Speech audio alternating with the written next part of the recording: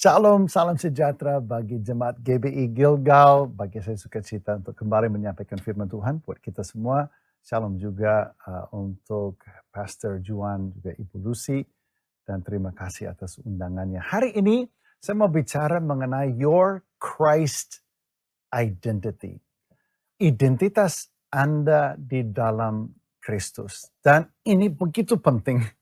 Ini begitu hakikat di dalam kehidupan kita sebagai anak Tuhan. Karena identitas Anda yang Anda miliki, and you do have some identity. Jati diri Anda sebagai anak Allah, kalau itu benar, kalau dirajut di dalam kebenaran firman Tuhan, menjadi seperti Tuhan mau, maka itu akan membawa dampak yang luar biasa kepada seluruh persendian, seluruh bagian kehidupan Anda. Everything will be affected. Everything will be affected. Perilaku Anda, keputusan hari-hari. Kemana Anda pergi? Siapa yang menjadi teman hidup Anda? Anda investasi uang, memakai uang, seperti apa? Bagaimana Anda mencari Tuhan, ingin tahu kehendaknya bagi hidup Anda, dan bagaimana Anda menata hidup dan karir dan pekerjaan dan usaha Anda sesuai dengan panggilannya itu.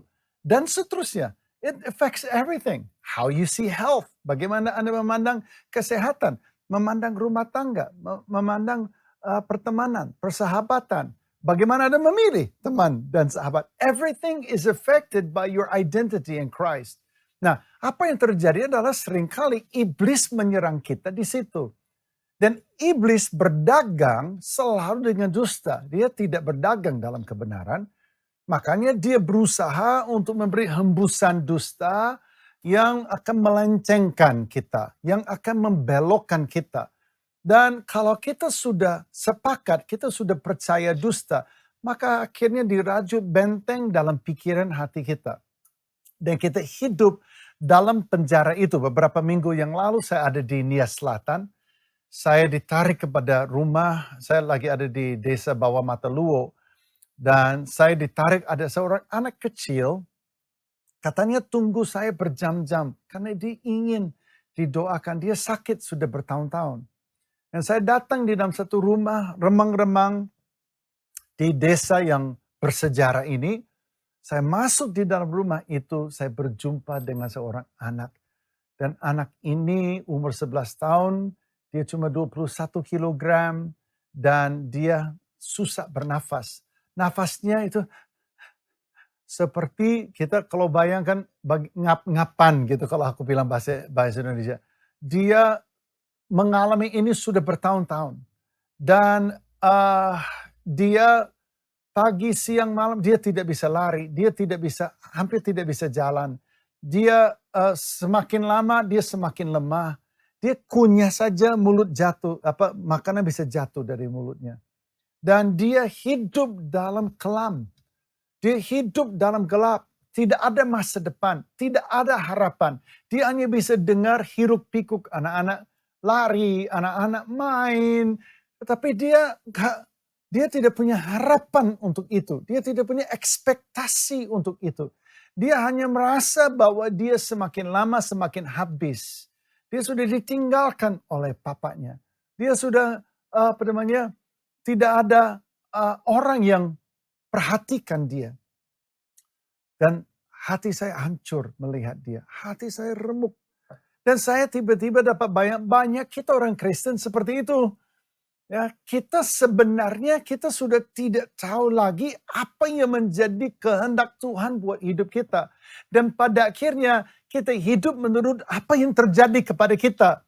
Kita hidup menurut perasaan kita. Kita hidup menurut apa yang kita lihat. Kita pada akhirnya diatur oleh hidup. Kita diatur oleh peristiwa. Kita diatur oleh perasaan, ketakutan, kecemasan, kekhawatiran. Semua itu berkuasa mengatur kita. Kenapa? karena kita tidak mengerti hakikat daripada kehendak Tuhan bagi hidup kita. Nah, hari ini kita mau belajar. Ya, hari ini kita mau belajar. Karena ingat, hanya kebenaran, only truth can defeat the lie.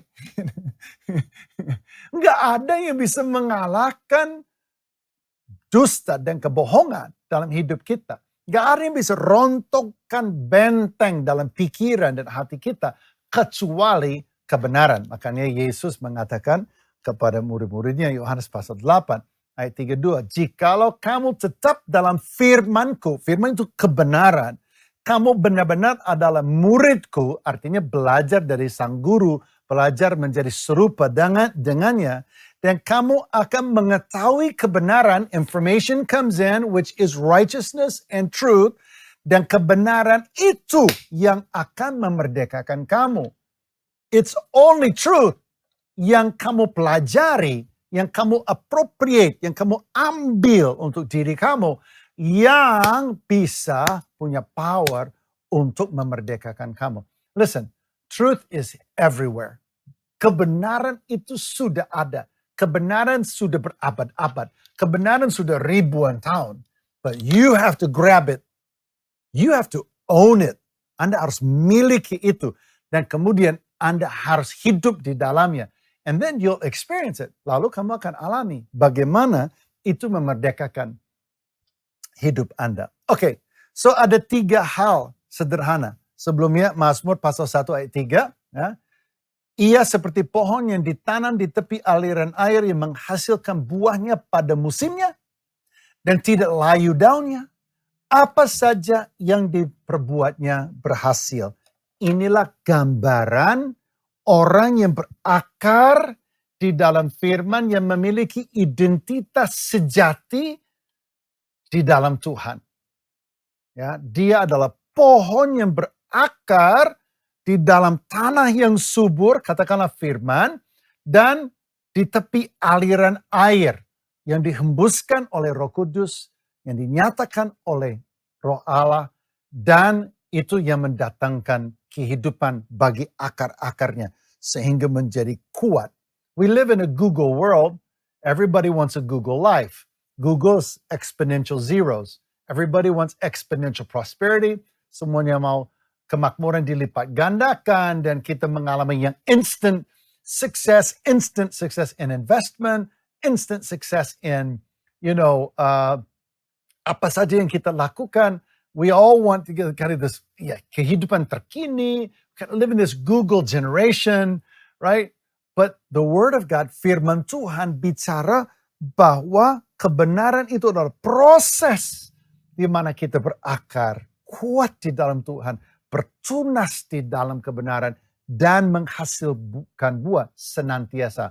Kingdom is about process. So ada 3 pernyataan sederhana yang Anda mudah ingat, yang Anda mudah pegang, yang adalah kebenaran hakikat yang sangat clear mengenai siapakah Anda di dalam Kristus, dan saya ingin supaya Anda hafal satu persatu. Yang pertama, you have been saved. Yang pertama, Anda sudah diselamatkan. Yesus adalah juru selamat. Yesus datang misinya menyelamatkan Anda. Dari apa? Dari kutuk, dari dosa, dari maut. Dan dia datang karena dia ingin menyelamatkan Anda. You have been saved. Di sini di Efesus pasal 1 ayat 7 dikatakan, sebab di dalam dia dan oleh darahnya kita beroleh penebusan, yaitu pengampunan dosa menurut kekayaan kasih karunia-Nya. Here it is. Yesus datang, right? Dia karyanya adalah mengampuni, oleh karena darahnya adalah darah yang kudus yang membayar harga penebusan, melunasi dosa kamu, kamu dibeli balik, kamu ditebus ya, dibayar hutangnya, ditebus oleh dia menjadi miliknya. Dan dia lakukan itu bukan karena kamu hebat dan bagus. Bukan karena kamu super cakap atau super kudus atau super anything. tetapi karena kasih karunia-Nya. Because of His compassion for you, His love for you. Karena Dia ingin lakukan itu bagimu. Dan firman Tuhan mengatakan, bila kamu percaya kepada Dia, transaksi ilahi ini terjadi di alam roh. And you are saved. Makanya Yesus katakan kepada Nikodemus, dikatakan, Nikodemus, karena begitu besar kasih Allah akan dunia ini. Sehingga Dia mengaruniakan anaknya yang tunggal. Sehingga barang siapa yang percaya kepadanya tidak akan binasa. Tetapi dia akan peroleh hidup yang kekal. I want to ask you, do you believe in Jesus? Roma pasal 10 ayat 9 dan 10 mengatakan, bila kamu percaya di dalam hati, mengaku dengan mulut bahwa Yesus Kristus adalah Tuhan, bahwa Dia mati dan bangkit, juru selamat, maka kamu akan diselamatkan. You will be saved. Transaksi itu terjadi di alam roh. Kategori Anda pindah dari yang binasa kepada yang diselamatkan. Anda menjadi bagian daripada umat manusia yang peroleh karya penebusan ini oleh kasih karunia-Nya. Okay, you have been saved. Katakan bersama, I have been saved. Yang kedua, you have been made righteous. Bukan saja Anda diselamatkan, Anda sudah dibenarkan. Ini penting sekali. Kenapa? Iblis selalu datang dengan penghukuman. Selalu datang dengan intimidasi. Selalu menakutkan kita. Makanya begitu banyak sekali orang Kristen. Kalau tanya kepada mereka, when you die, will you go to heaven or hell? Banyak yang mengatakan, ya belum tahu. Kenapa? Intimidasi, penghukuman. Karena mereka tidak mengerti kebenaran firman Tuhan tentang karya keselamatan. Firman Tuhan mengatakan, kamu sudah dibenarkan oleh darahnya. Coba kita lihat ayatnya 2 Korintus pasal 5, 21. Dia yang tidak mengenal dosa telah dibuatnya menjadi dosa karena kita. Supaya apa? Kita dibenarkan Allah di dalam Dia. Kita dibenarkan Allah in Christ. Bahasa Inggris di sini adalah we might become the righteousness of God. Jadi bayangin begini. Kamu sudah ditebus oleh Yesus, right? Yang merah seperti kain kermisi menjadi putih seperti salju. Sekarang Dia pegang kamu, right? Dia sudah beli kamu, Dia sudah tebus kamu. Dia tidak bawa kamu dalam keadaan jorok, menjijikkan, ya berlumuran dosa, lalu Dia coba untuk datang di hadapan Bapa. No. Dia buka dia punya jubah kebenaran. Dia bungkus kamu dengan jubah kebenarannya. Baru Dia bawa kamu di hadapan Bapa. Allah itu api yang menghanguskan. Allah itu Maha Kudus. Don't play around. Our God is a burning fire. Dia adalah api yang menghanguskan. Dia membara dalam kadosnya. Oh, jangan main-main.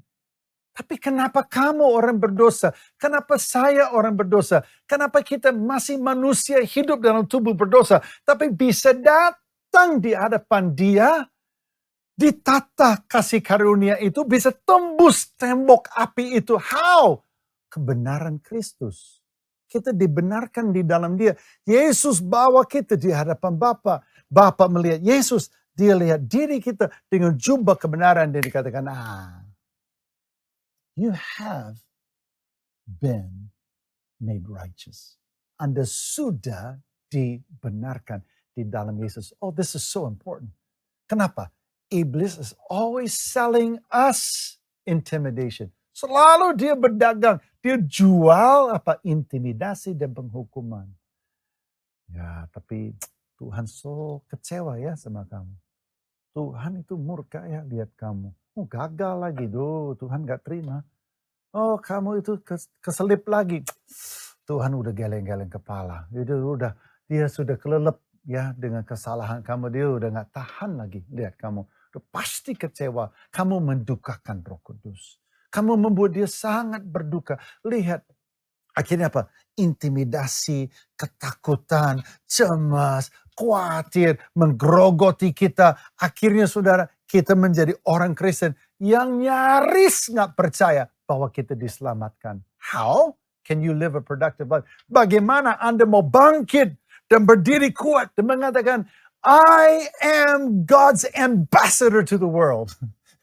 Saya adalah duta kerajaan surga buat kotaku, buat bangsaku, buat lingkunganku, buat usahaku, buat keluargaku. I'm the one. God sent me. Tuhan mengutus aku. Wah, kita gak bisa.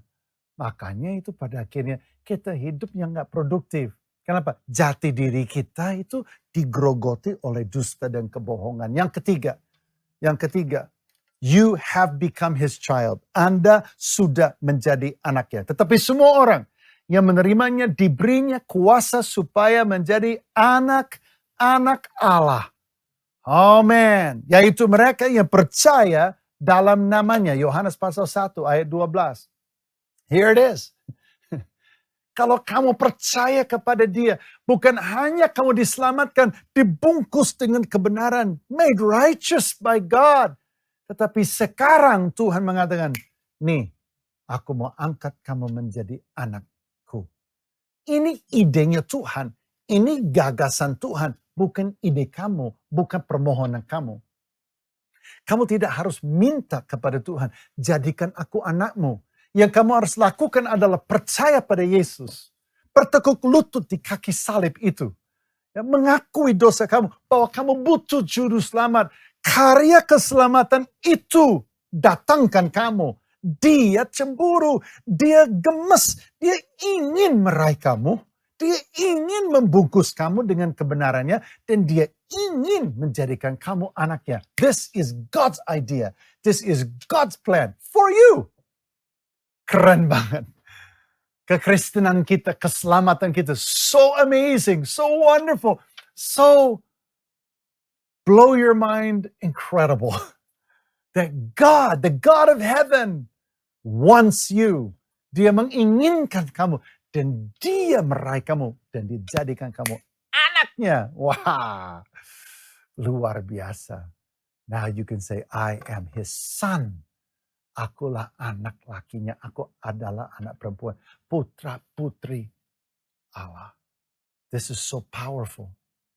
Berarti namamu tercatat di buku kehidupan anak domba. Tidak akan dihapus daripadanya. Kamu adalah milik Allah.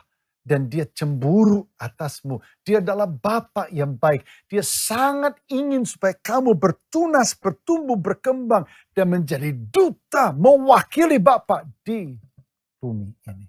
Nah sekarang kita harus hidup di dalam kebenaran itu. Kalau saudara tahu kebenaran, Anda bisa menghidupi kebenaran.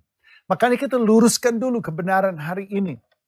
Ya, kita tidak mau seperti Yakobus pasal 1 menjadi pelaku firman, bukan hanya pendengar saja, tetapi hendaklah kamu menjadi pelaku firman. Bukan hanya pendengar saja. Sebab jika tidak demikian, kamu menipu diri sendiri. Ya. Kita tidak mau mendua hati. Kita tidak mau diombang-ambingkan di sini, di sana. Oleh setiap dusta dan kebohongan. Setiap perasaan, setiap kejadian, setiap peristiwa. Setiap hal yang menghadang hidup kita. Kita kembali goyah. Kenapa? Karena kita nggak mengerti who we are. Kalau kita udah mengerti. Dan kita tahu kehendak Tuhan buat kita.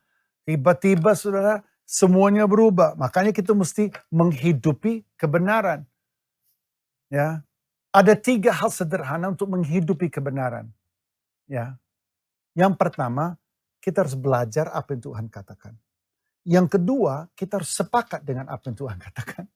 Dan yang ketiga, kita harus berkatakan apa yang Tuhan katakan tentang diri kita.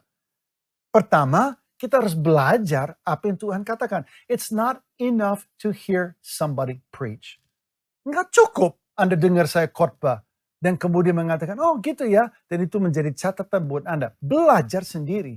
Makanya ada Alkitab ini, buku pedoman hidup bagi setiap orang percaya. Learn. Belajar apa yang Tuhan katakan. Mengenai keselamatan. Mengenai panggilan. Mengenai destiny. Mengenai perilaku. Mengenai keluarga. Mengenai seksualitas. mengenai kesehatan, mengenai keuangan. Learn what did God say. Apa yang Tuhan katakan? Apa yang Tuhan janjikan? Apa yang Tuhan firmankan? Karena kebenaran ini Anda harus pelajari sendiri. Kemudian Anda baru bisa sepakat. Kalau Anda tidak mengetahui kebenaran, Anda tidak bisa sepakat dengan kebenaran. Jangan membiarkan sesuatu yang bukan kebenaran, persepsi menjadi kebenaranmu. Gak bisa. Kebenaran itu berasal, ada sumbernya. Kebenaran berasal dari Allah. Kebenaran itu sudah ada dan diwariskan kepada kita. Kebenaran harus dipelajari, tidak bisa dikikis, tidak bisa diamplas, tidak bisa dipahat dan dijadikan versi Anda. Menurut tradisi, menurut persepsi, menurut perasaan, menurut adukan pribadi Anda. Tidak bisa. Comot verse of the day, comot sebuah pujian yang kamu suka, comot sini sana sedikit dari khotbah ini, sedikit dari khotbah itu. Akhirnya kita aduk-aduk, nah inilah menurut gua begini. Gak bisa. This is God's word, itu diwariskan. Kebenaran harus dipelajari, harus diketahui. Baru Anda bisa sepakat dengan yang benar. Yang kedua, kita harus sepakat dengan kebenaran itu. What does God say about you? Lalu kalau Anda sudah sepakat dengan itu, hatimu sepakat dengan kebenaran yang menurut Allah, baru Anda proklamirkan yang benar. Wah, ini yang mengubah hidup saya karena saya bertahun-tahun saya menjadi orang Kristen yang goyah. Saya selalu goyah. Dan itu waktu saya di Indonesia. Saya datang umur 23 tahun. Saya goyah kekristenanku. Boleh dikatakan saya sangat percaya Yesus. Saya mengalami lahir baru. Saya bertumbuh di dalam Tuhan. Tetapi saya goyahkan apa? Iblis terus hadang saya dengan penghukuman. Terus hadang saya dengan dusta dan kebohongan. Saya itu digoyahkan. Kenapa? I'm not sure that God's on my side. Aku tidak yakin bahwa Tuhan benar-benar mengasihi aku dan seterusnya. I was so labil. Dan akhirnya orang yang labil mendua hati. Yang mendua hati, saudara, suka pada akhirnya kecil hati. Akhirnya, saudara, kita nggak bisa. Kita tidak bisa pada akhirnya sampai kepada ekspektasi Allah dalam hidup kita. Something awesome that God has planned for you. Kita nggak bisa berjalan di dalamnya. That was my life. Sampai Tuhan diurut tahun 2003, 2004, 2005, 2006. Aku melalui proses di mana Tuhan mengurut kembali imanku menurut apa? Kebenaran ini. Waktu saya tahu, waktu saya pelajari sendiri, baru ngeh. Ngerti ya? Ngeh. Baru ngeh gitu. Oh, ternyata gue dibohongin. Ternyata gue udah salah. I'm actually putting my faith in a lie. Dan akhirnya apa yang terjadi? Aku dimerdekakan. Powerful. Powerful. Saya ingin supaya saudara dengar hari ini. Bahwa you have to study truth. Kemudian Anda harus sepakat. Pastikan sepakat dengan kebenaran. Baru saudara proklamirkan. Mulai perkatakan kebenaran itu di dalam doa. Perkatakan kebenaran itu. Proklamirkan itu atas hidupmu, istrimu, suamimu, anak-anakmu, pekerjaanmu, rumah tanggamu, kesehatanmu. You speak the truth.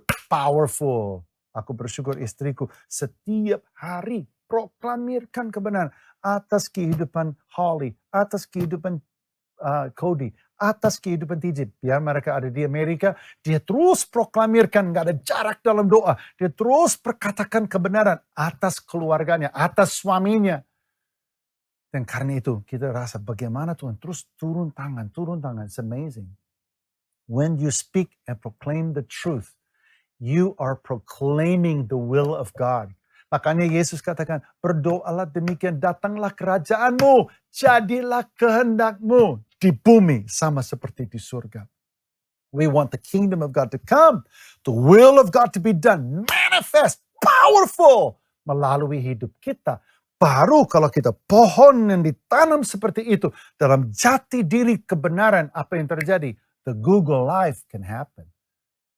The exponential, pelipat gandaan yang eksponensial yang menggoncangkan, yang mengubah realita dunia ini, manifest di alam lahiriah.